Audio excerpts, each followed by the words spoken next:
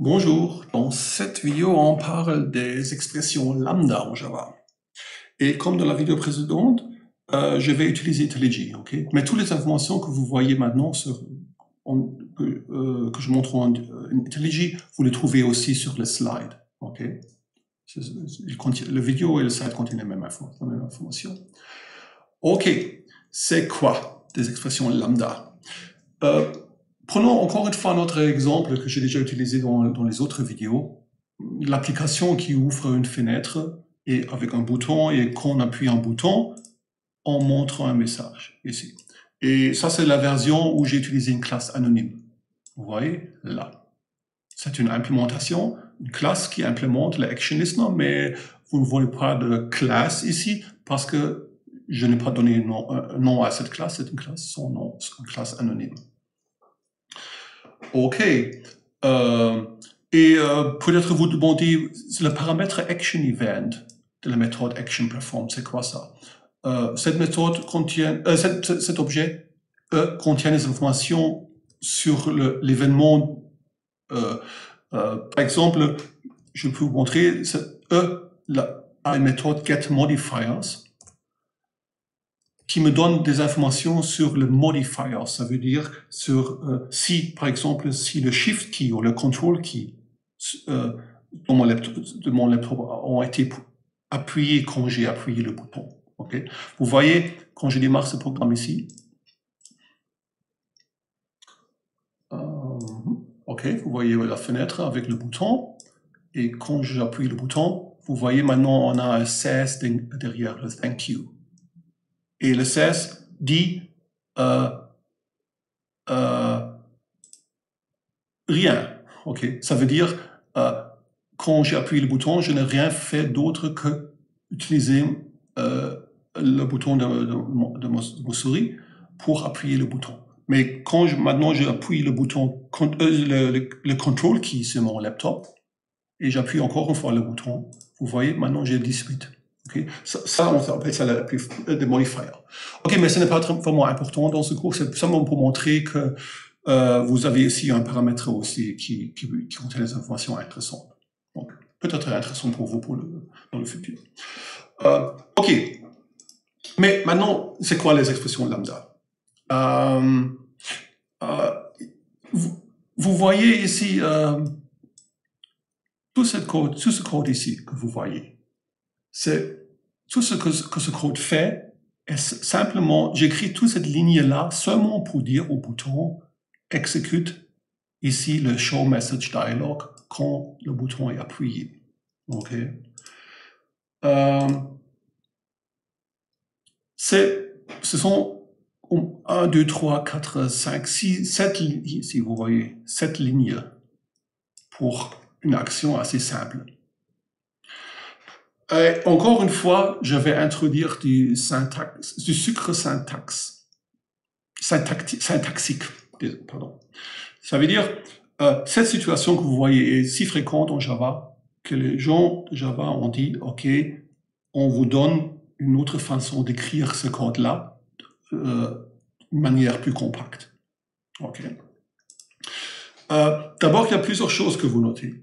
Vous pouvez voir. Regardons un peu l'interface Action Listener. L'interface Action Listener, qui fait partie de la bibliothèque de Java, ok, ce n'est pas quelque chose que j'ai inventé, ça fait partie de JDK, est une interface très très très simple. Cette interface ne contient qu'une méthode, ActionPerformed. Ok, c'est tout. Ça veut dire, si vous regardez votre code ici, vous pourrez demander, est-ce que c'est vraiment nécessaire que je dois écrire ici public void ActionPerformed ActionEvent? On pourrait dire, ce n'est pas nécessaire, non, parce que l'interface ActionListener n'a qu'une méthode. Ça doit être clair pour le compléteur de Java que cette ligne de code que j'écris ici, c'est l'implémentation d'ActionPerformed. Il n'y a pas d'autre possibilité. Et oui, c'est vrai. OK, essayons d'éliminer ça. La seule chose qui est importante ici, c'est que mon paramètre a le nom E. Parce que ça, c'est utiliser le E ici. OK. Ça veut dire éliminons tous cette partie qu'on n'a pas besoin. OK. On n'a pas besoin de ça, on n'a pas besoin de ça. Une autre chose, est-ce que je devrais vraiment écrire que je suis en train d'implémenter avec une classe anonyme l'interface ActionListener? Parce que ça va être clair pour le compilateur, non? C'est comme la méthode ActionListener est définie. Ça doit être une signe implémentation de l'interface ActionListener. Ça veut dire que je peux aussi éliminer ce code-là. OK? Et maintenant, bien sûr, on doit ajouter un peu de syntaxe pour séparer le paramètre ici du code qu'on a ici. Et en Java, ça marche comme ça. Et ça, c'est tout qui reste. Et ça, c'est une expression lambda. Plus exactement, cette ligne ici, ça, on appelle une expression lambda. Une expression lambda en Java a deux parties. À gauche, vous trouvez le paramètre E, et à droite, le code à exécuter. Okay?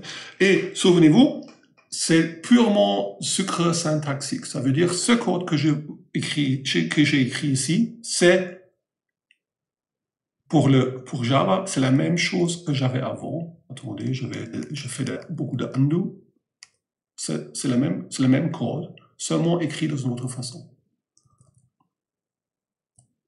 Ok. Et c'est super compact, non? Et en plus, ce n'est pas seulement compact, parce que compact, ce n'est pas toujours bon, mais c'est aussi, je crois que ça exprime aussi très bien l'idée derrière un action listener. Un action listener, et mathématiquement, on pourrait dire c'est quelque chose, une fonction qui prend un paramètre E et fait quelque chose avec le paramètre E. OK? Très bien. Maintenant,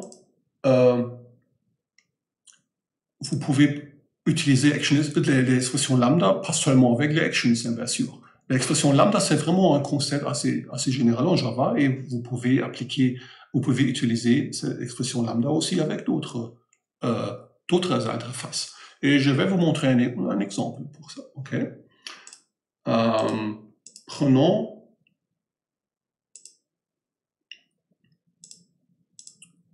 une interface que j'écris moi-même. Ici, vous voyez, j'ai une interface avec une méthode, public double calculate. Okay. Cette sorte d'interface avec seulement une méthode, comme aussi avec les actions, on appelle ça une interface fonctionnelle. Parce que cette interface n'a vraiment... Si vous implémentez cette interface, prenons une implémentation, ok? Appelons ça square root function, ok? Qui implémente cette interface. Bien sûr, je dois implémenter ici la méthode. OK. Disons, je calcule racine carrée de 2. Vous voyez, ça c'est une implémentation possible de cette interface myFunction. Qu'est-ce que cette classe fait? Ça implémente une fonction calculate qui prend un double et qui calcule la racine carrée et fait un return. Okay. Vous voyez peut-être pourquoi on appelle une interface en Java qui a une méthode, une interface fonctionnelle. Parce que cette interface représente vraiment une fonction mathématiquement. Okay.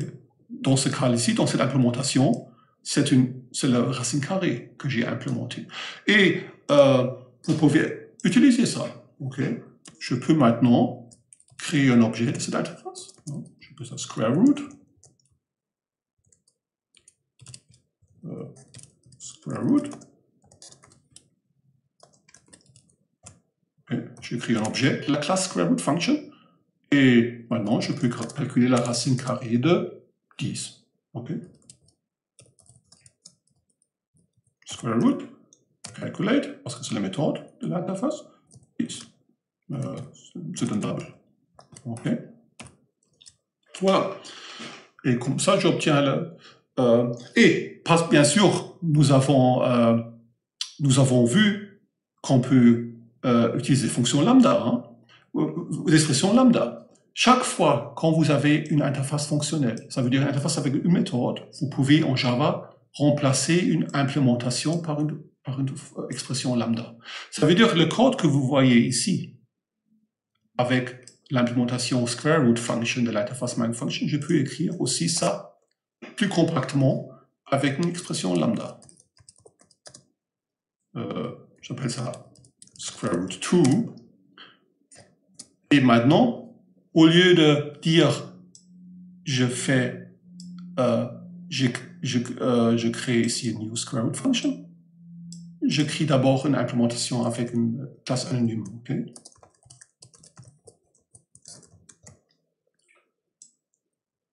Voilà. OK. Et je peux aussi utiliser ce square root 2. Okay. Vous voyez, ça c'est le code avec la classe square root function. Et ça c'est le même code, mais avec une classe anonyme. Et comme on l'a déjà vu, je peux remplacer la classe anonyme par une expression lambda. Okay. Ça veut dire que je peux supprimer toute cette partie ici. Je peux simplement écrire et ma square root b. Voilà. C'est joué pas, n'est-ce pas? Et ça veut dire que toute cette partie ici, je n'ai plus besoin. Voilà. Ça, c'est super compact. Et je trouve que ça exprime, c'est plus lisible, ça exprime plus clairement l'idée de l'interface myFunction. Vous pouvez même à ce moment oublier que vous avez des objets, des classes anonymes. Vous pouvez simplement imaginer que square root 2 est une variable qui contient la fonction écrite ici. Okay? Oubliez pour un moment que, en réalité, pour Java, c'est une classe anonyme qui implémente une interface myFunction. Vous pouvez simplement imaginer ça, cette code ici, comme que vous avez créé on the spot, ici, sur place, une fonction avec un paramètre 2 et qui calcule la racine carrée, et vous avez stocké cette fonction dans la variable square root 2. Et vous pouvez l'utiliser. OK. Quand vous avez quand vous avez accepté cette idée-là, vous pouvez même utiliser des expressions lambda comme paramètres pour d'autres méthodes. Vous pouvez, par exemple, définir une autre méthode qu'on appelle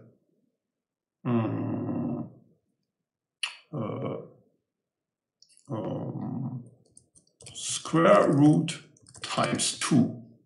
Okay. Oh non, disons function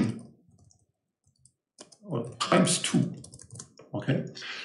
Cette méthode prend une fonction myFunction et un double et calcule comme résultat. Qu'est-ce qu'il fait? Il prend la fonction, appelle la méthode calculer la fonction et prend le résultat fois 2 et fait un return. Okay. Et maintenant, cette méthode-là, vous pouvez aussi l'utiliser avec votre expression lambda que vous avez définie ici. Vous pouvez par exemple écrire result. Je peux maintenant appeler la méthode times2. Premier paramètre est un objet de type myFunction. Oui, celui-là est... Ok, je vais changer le nom. Celui-là est une implémentation de l'interface myFunction. Hein. Et maintenant un nombre. Ok. Quel est le résultat que vous obtenez? Réfléchissons un peu. Pour calculer le résultat, vous appelez times2. Ok. Times2, un paramètre function. Dans notre exemple, c'est square root. Ok. La méthode times2 prend function et appelle la méthode calculate. Maintenant, c'est un peu caché, mais calculate, ça veut dire évaluer cette expression lambda. Ça veut dire calculer la racine carrée. Et avec quel paramètre? Oui, c'est le d ici, que j'ai mis ici. Okay? Dans notre cas, c'est 10. Et puis, après la calculation, on prend le résultat et multiplie par 2. Okay? Ça veut dire quel est le résultat? Le résultat est... Oui, c'est la racine carrée de 10 fois 2. Ok, ça veut dire 6, quelque chose. Okay. Les expressions lambda, vous pouvez même éliminer cette variable ici, là, écrire directement là. Et maintenant, regardez un peu le code ici. Et encore une fois, je dis, oubliez ce que vous voyez en réalité contient des classes num et des classes je ne sais pas quoi. Regardez simplement le code ici et essayez de regarder ça d'un point de vue mathématique. Vous pouvez dire que la méthode times2 prend une fonction qui prend un double et produit un nouveau double et un double ici. Et times2, qu'est-ce qu'elle fait? Il applique la fonction sur le double et multiplie le résultat par 2. OK? Et quand vous acceptez cette façon de regarder à ce code, vous êtes arrivé à la programmation fonctionnelle en Java. Okay? La programmation fonctionnelle veut dire que vous ne pensez plus avec des objets et des variables, avec des objets et des classes, mais vous regardez à un programme et comme une transformation des fonctions, on pourrait dire. Okay?